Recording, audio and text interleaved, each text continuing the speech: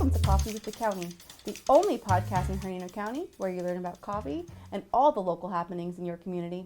Let's plug in and get connected with your local government. Hi everyone, I'm Dominique Holmes. I'm the Public Information Officer for Hernando County Government. And today with me, our special guest is Ms. Valerie Pianta. She's the Economic Development Director for Hernando County Government. Thanks for joining us. Thank you. I Yes, appreciate it. Of course. So before we talk about economic development, we always love to talk about our coffee mugs. Okay. So what do you have with us today? Today I brought my Peanuts mug, which states on here, we've decided that you're the best teacher in the whole school. And my granddaughter gave this to me after she spent the COVID time at home with us, and I had to be her teacher. There you go. So she decided I was the best teacher. Oh, that's such a nice story. It is. It's great. Thanks So for it makes me sharing. smile whenever I use it. Yes, that's nice. I have this Thing 1 and Thing 2 cup. Now, my name's Dominique, so the reason why I have it is not that I'm a super fan of Thing 1 and Thing 2, but it's that I never find anything with my name on it, ever. So I found something with my name on it, I bought it, and that's why my story is not as cool as yours, but this has my name on it, so. All right, so coffee facts.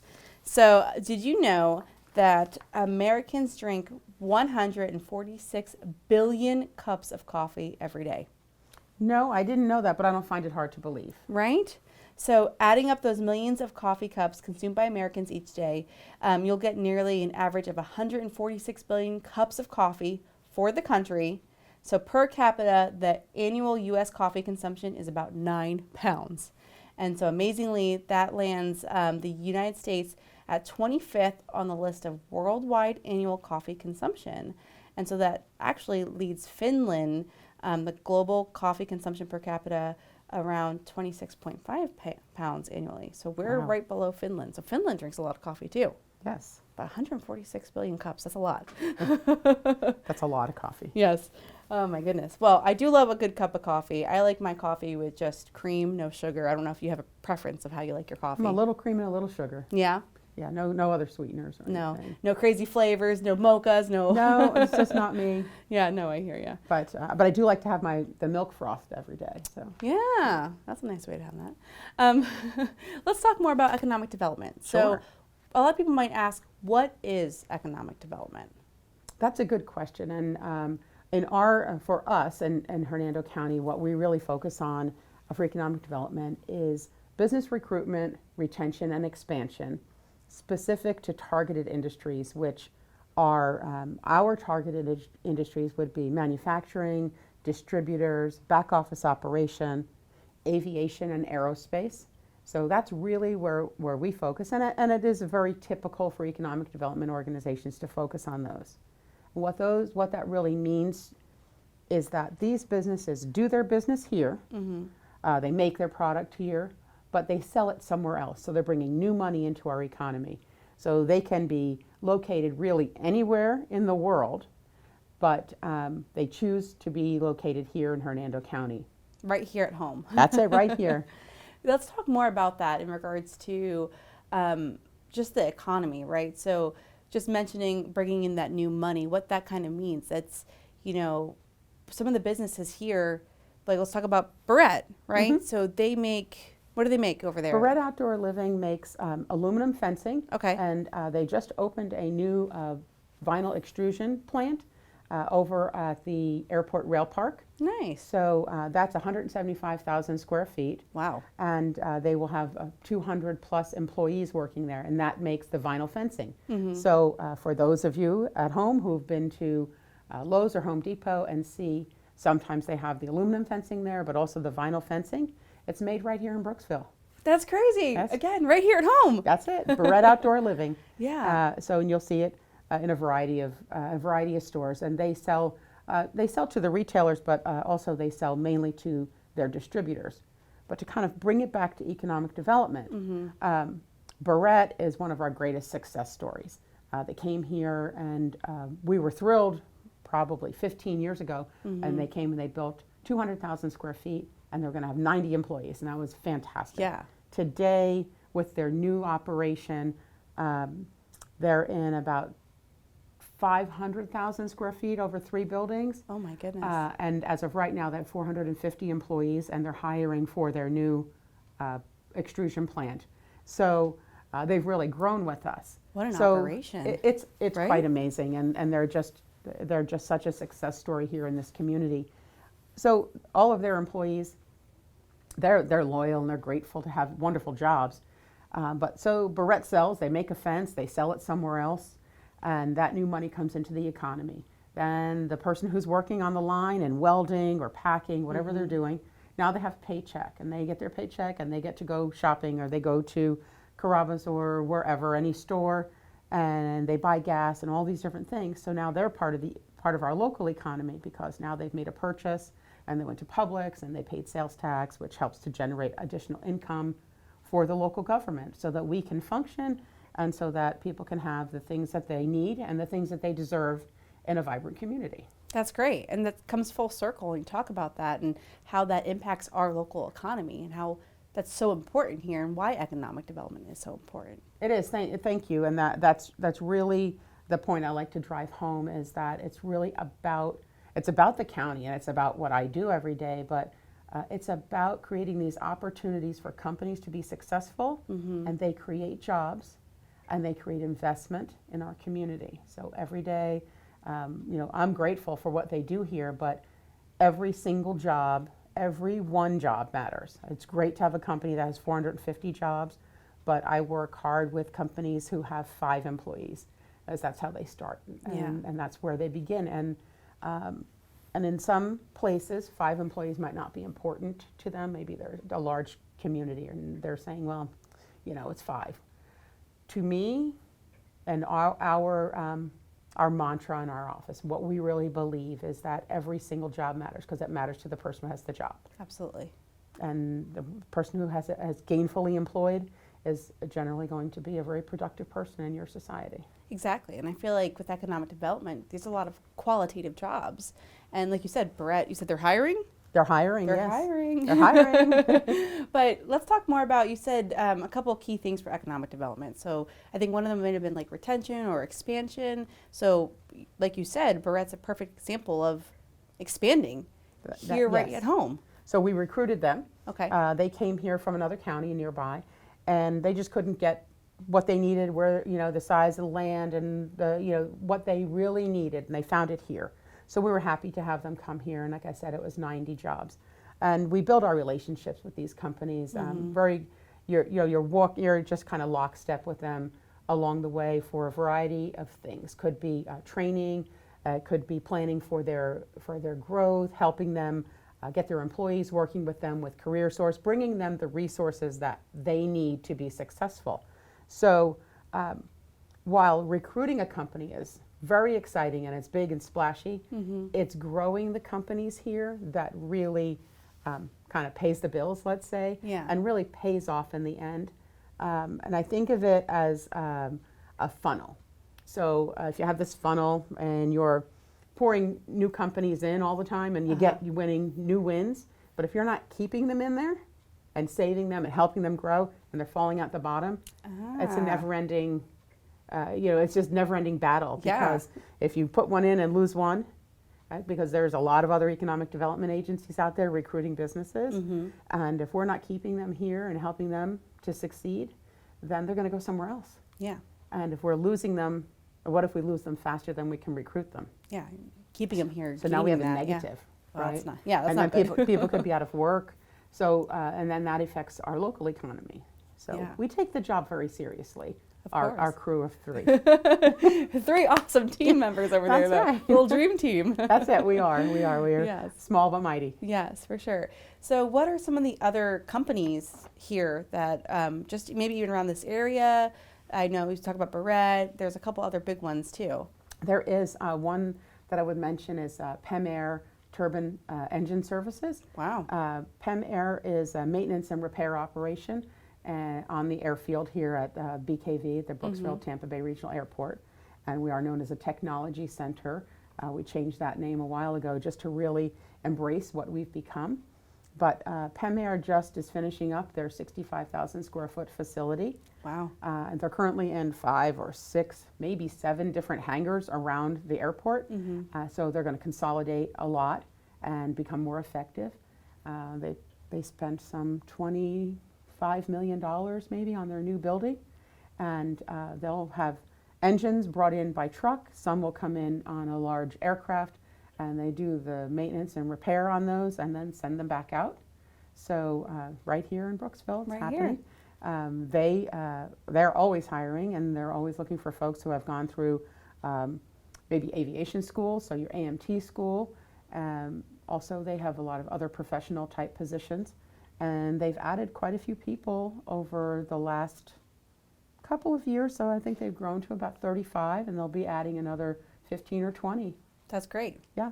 Great opportunities too. It is. Another company that I would mention, I'll talk about a couple of the other companies here. There's just a variety of things people won't believe is made here, right? Like when I tell people that pharmaceuticals are manufactured here at the tech center, or safety signs are manufactured here. A lot of people know AccuForm. Mm-hmm. It's been a mainstay in the community, but they're a garage company. They grew up in there. That's where they started, in a family garage. Wow. So, I had no idea. Family garage, right? I think, if I remember right, it was in Newport Richey. Okay. And then the company grew, and it was family owned, and they bought a building down the street on Spring Hill Drive, and then they came to the airport. And then they had a second building, and then they had a third building. Mm-hmm. And they continue that growth. They just continue to employ, regularly some 200 people. Wow. So it's amazing to see that kind of growth and success. And while the growth and their success is theirs, we feel we've been an integral part of that by providing them with the support services that they need. Absolutely. I think that some people might not realize that we keep saying like right here in our own backyard, but you don't have to go to Tampa. You don't have to go to these big cities That's to have right. these companies that work from the ground up, and grow here locally to provide this type of, service or product or need for, citizens all over the United States. And we're such an affordable community for people. So we have people have moved from Tampa, moved their business from Tampa to here. And we have a company down the street that makes commercial ice cream machines. Oh, fun. So you would find them in businesses, restaurants all over the world. You'll find them on Navy ships. So like a soft serve ice cream machine, right? So he moved here from New York, and he had to get away from the rising costs and the labor unions and things that were really holding him back.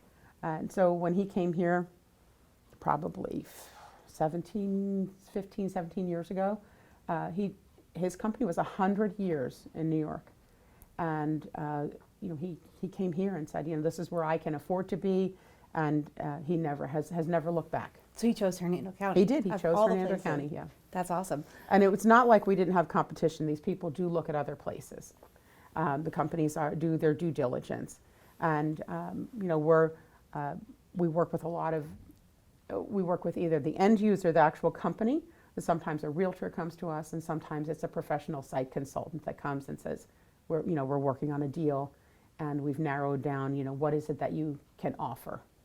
Well, speaking of that, let's talk more about the EPIC program. Sure. Right? So EPIC program, now I don't remember what it stands for, but that is a really cool program here to help with getting businesses here and getting them up and running sort of as soon as possible. It is. So EPIC is what we are. We like to think we're EPIC, right? But it's expedited permitting, inspections, and certifications. Okay. So, and that really was an outcropping of, we expedited things for economic development before, but we just can't expedite permitting. We have to expedite the inspection, and we have to expedite the certification. So really it's a start to finish program that we promote to our existing industries are also eligible for it. Okay. If they're a targeted industry and they're adding a specific number of jobs and making a capital investment.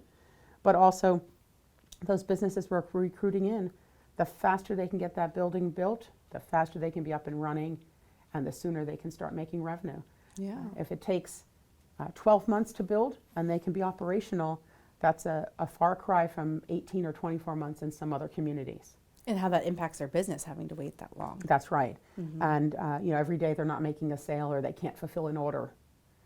It affects their bottom line. So Exactly. We're there to walk them through that process. Everyone from our county administrator, Mr. Rogers, attends these meetings when we kick it off. And we manage those projects very closely.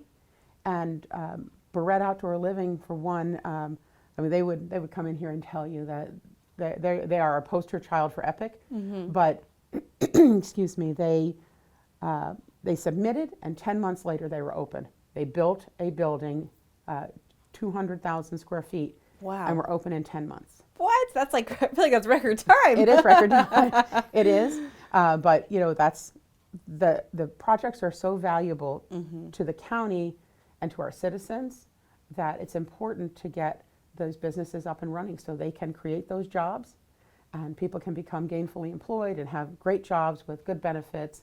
And then, selfishly, they start paying ad valorem taxes. Yes. The sooner they pay taxes, the better. Yeah, exactly. Speaking of ad valorem taxes, some of these businesses come in here and they've got these millions of dollars of projects.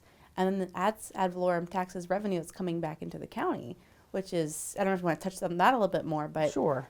So I think it's important for folks, anybody, who's really listening to this, to think about if you own a home and you pay ad valorem tax and you know what that bill looks like. The idea in economic development is we get companies to come here and invest in our community. So they become, I like to call them investors. I say it all the time because they are investing here. But they built a $28 million building. Well, they're going to pay ad valorem tax on that. On $28 million On building. $28 million building, the tax, is going to be assessed, and then they're going to get a tax bill, and they pay it, and then they pay tangible property for on their equipment. So, one piece of equipment in a manufacturing facility would be $2 million. Wow. Maybe more. So they start paying tax on that as well, and that money is used then to run our government. Yeah. So it's really important for us to bring these good, they're clean, high-tech industries into our communities so we can not only have ad valorem tax and also the good jobs. Exactly. We talked about the qualitative jobs. Speaking of some really cool projects and places here in Hernando County, let's talk about Cabot Citrus Farms. Let's do. Cabot Citrus Farms is an amazing project. It is it's a game changer for Hernando County.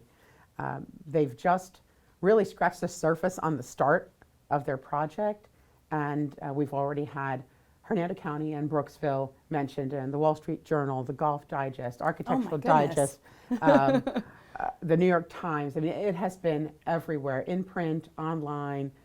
We've had such great press about this project, but it is a golf resort, destination golf. So people will be coming from all over the world to Brooksville to golf at Cabot. And they will be renting a cottage, or some people are buying cottages for their as an investment, and they'll stay there for a period of time, and then Cabot will rent them out, when they're not using them. But Cabot will employ roughly 500 people at full build out. They'll have at least three different golf courses. Maybe at some point, even more than that. They'll have a large golf house, which will be similar to a clubhouse, maybe 60,000 square feet. Wow. Variety of food options there. This is all open to the public, and their golf course is currently open. So they have a main golf course open. They have a wedge course open, and they have another course open. Where people can go. I mean, they have a special rate for Hernando County residents. So, look at that. They're encouraging our citizens, our residents, to get out there and visit and use this amenity. They will eventually have a village center and market where they'll have pools and racket. Wow. And they're going to have a shooting range, like skeet shooting will be there. They'll have so many different things for people to take advantage of.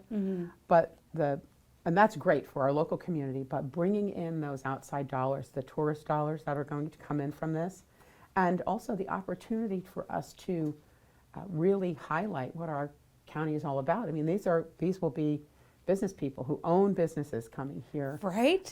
Big Full decision circle. makers will be coming here. My goodness. Maybe they'll want to bring their business here. We definitely expect private jet traffic to increase. And people will see this airport and technology center, and perhaps this is an opportunity for them to invest here as well. Wow, you know what? As many times as I've talked about Cabot or learned about Cabot, I don't have that economic development perspective like you do. It's so insightful. I've never thought about it that way, and it really is. It's part of what it is. You know, it is a huge tourist destination, but I mean, I don't know if you guys are familiar with Cabot Citrus Farms, but they're global. They're a global company. Everywhere, all over they Ireland and yes, Scotland, Scotland. St. Lucia, that just opened. Okay. 2 in Canada, so perhaps it's 3 in Canada. So I mean, Google it. Cabot Citrus Farms. Go out and look. They have done amazing things at these golf courses, and you know, World Woods was a defunct golf course that, you know, nothing was happening there. And they came in, and through our EPIC program, I was going to ask. through our EPIC program, they, in record time, have 37 cottages built. They have the golf courses open. They have comfort stations, and they have some food service areas already open. And we're already working on the phase 2 piece of it. So they've have developed part of and continuing on the first 600 acres, but we're already looking at phase 2, the next 600. Wow. Like, what's next for Cabot? Exactly. And more homes will be coming, and when that golf house comes, you know, that will have a lot of amenities too, and opportunities for us to use it, but really us as residents. But really, I look forward to partnering with them and finding ways to reach their customer and let them know the Hernando story and Hernando advantage. I love that. And it's beautiful out there. I've toured it. I've been out there with you and toured the facility. And it's just, if you haven't had a chance to go as a citizen, I would definitely take advantage of that. Visit it. And if you can't get out there, visit it virtually. And the people that run the operation are amazing. And they're dedicated to this community. And I mean, they're involved in a variety of things. So, which I find, you know, corporate citizenship is really important, and I do preach that a lot to our to our businesses. But Cabot didn't have to be asked twice to do anything, and they jumped right in. So they know who their customer will be, but they also know the importance of where they are. Being a good neighbor. That's it. Yeah. Oh, I love that. Well, thank you for sharing that. Is there anything else regarding economic development that you want to share with the public today during the show?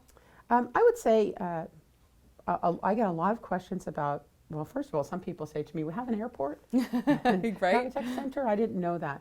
But I would encourage people to, you know, come drive through this airport, drive through the tech center. It's right on Spring Hill Drive. Drive in here and take a look at the businesses. This isn't where all economic development does not take place at the airport. It's just been our center of economic development for a long time. So take a drive through, look at the many millions and millions of dollars that are being invested in your community by businesses that could choose to go somewhere else. Yeah. And stay here. Yeah, and then the same thing is happening out on the east side of the county, out by where the Walmart distribution center is, around 75 and 50. Hundreds of acres are being developed right now for potential manufacturing and distribution sites, privately developed. So, you know, we have great pockets of economic development happening, and it's all really for the benefit of our entire community and our residents. Yeah, right here at home. I mean, that's the theme of today, right here at home. But made right here.